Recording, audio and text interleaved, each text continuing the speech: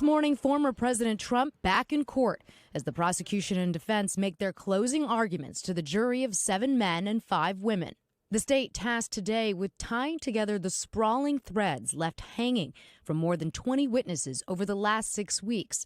Witnesses like tabloid mogul David Pecker, who described a plan to catch and kill stories that could hurt Mr. Trump's election chances.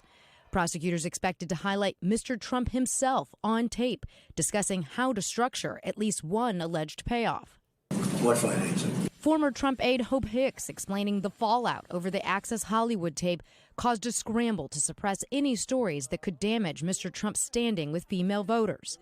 But only one witness, Michael Cohen, directly connecting a plot to buy the silence of Stormy Daniels to the alleged crime of doctoring business records.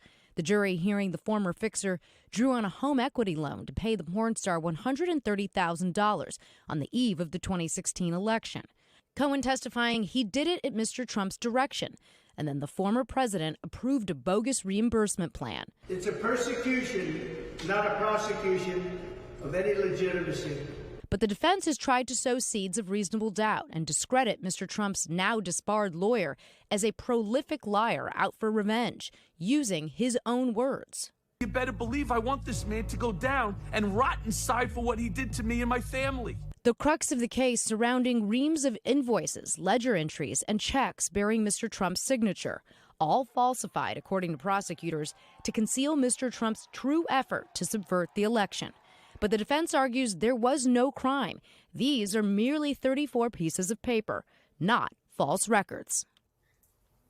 All right, Laura is with us now, our senior Washington correspondent, Hallie Jackson, also joining the conversation. So, Laura, lay it out. What does the prosecution, what does the defense have to do today? So the prosecution has to make this make sense. It's sprawling. It's sort of a web of a lot of circumstantial evidence, but they still have to prove the former president's intent. And the only person that they have to do that for them is Michael Cohen.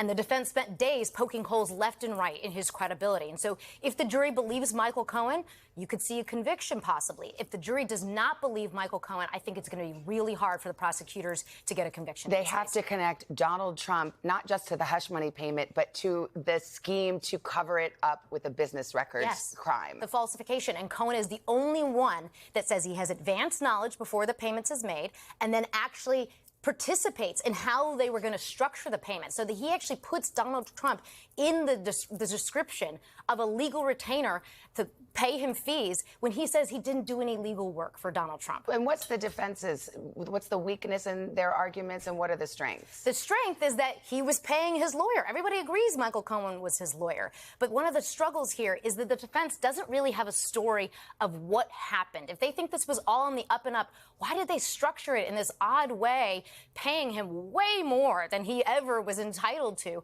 grossing up, they say? Why did that happen? Why do it that way? If these were just legitimate legal services, that's curious. All right, let's turn to Hallie. The X factor, Hallie, has always been how this plays politically, if it has any impact whatsoever on the 2024 election, which, of course, is fully underway now.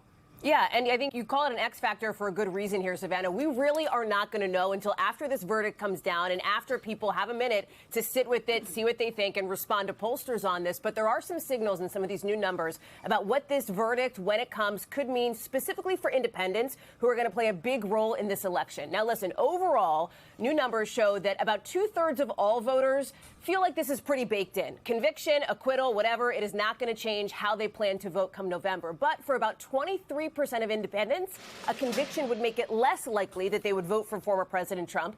And by the way, 6% of Trump voters say they'd be less likely to. That's not a big number. That's a small number, to be clear. But again, this is a margins election. It is going to be super duper close. About 60% of voters also say that they believe these charges against the former president are serious. Functionally, what does this mean for the former president once this does finish up, if in fact this trial does end this week?